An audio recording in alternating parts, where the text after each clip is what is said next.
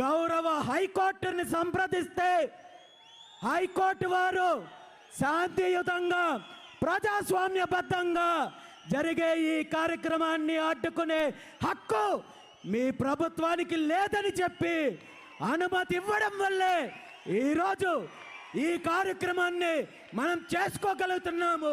మీ అందరి ముందుకు నేను వచ్చి మాట్లాడుకుంటున్నాను. కాబట్టి ఈ సందర్భంగా రెండు తెలుగు రాష్ట్రాల్లో ఉన్న బీసీ ప్రజలందరి తరపున గౌరవ హైకోర్టు వారికి మనస్ఫూర్తిగా పాదాభివందనం తెలియజేస్తున్నాను.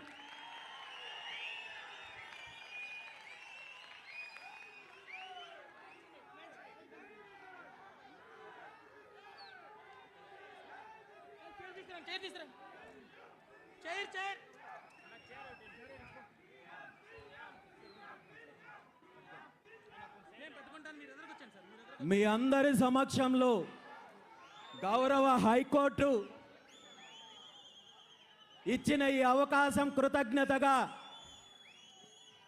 పూలమాల సమర్పించే కార్యక్రమాన్ని కూడా చేస్తున్నానని చెప్పి తెలియజేస్తున్నాను.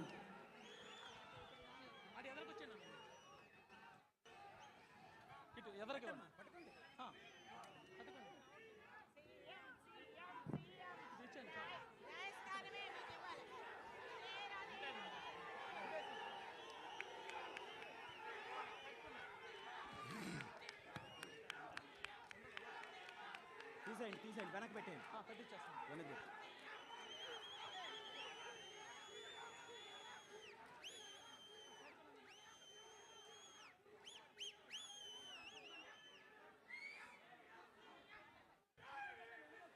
ఈరోజు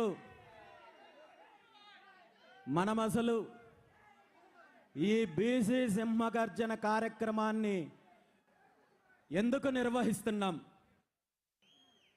ఈ కార్యక్రమము నా వ్యక్తిగతమైన అజెండా కాదు, కేవలం పార్టీకి సంబంధించిన అజెండా కాదు, రాజకీయ అజెండా అంతకన్నా కాదు.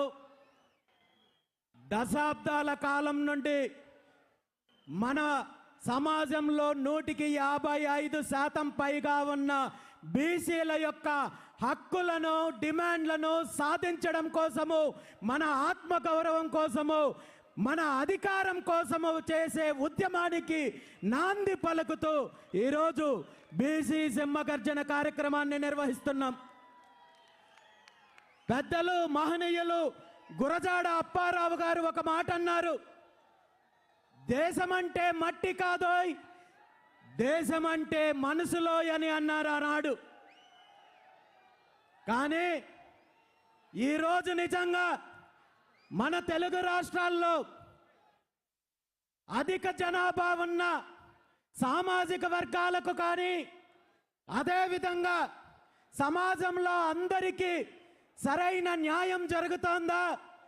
ఆర్థికంగా కానీ, సామాజికంగా కానీ, రాజకీయంగా కానీ, హక్కుల పరంగా కానీ, అభివృద్ధి పరంగా కానీ, నిధుల కేటాయింపు పరంగా కానీ, పథకాల పరంగా కానీ, ప్రభుత్వాలు ఇచ్చే రాయితీల పరంగా కానీ మన రాష్ట్రంలో, మన తెలుగు రాష్ట్రాల్లో ఉన్న 155% పైగా ఉన్న బీసీలు అణచివేతకు గురవుతున్నారు, వంచనకు గురవుతున్నారు.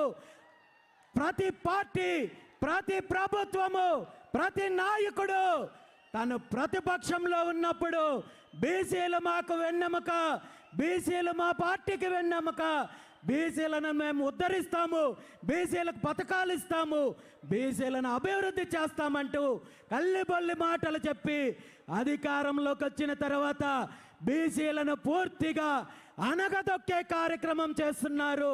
బీసీల యొక్క వృత్తులను దోచుకున్నారు, బీసీల యొక్క భూములు దోచుకున్నారు, బీసీల యొక్క అభివృద్ధిని అడ్డుకున్నారు తప్ప ఏ ఒక్క పార్టీ, ఏ ఒక్క నాయకుడు, ఏ ఒక్క ప్రభుత్వము బీసీల అభివృద్ధికి తోడ్పాటును అందించ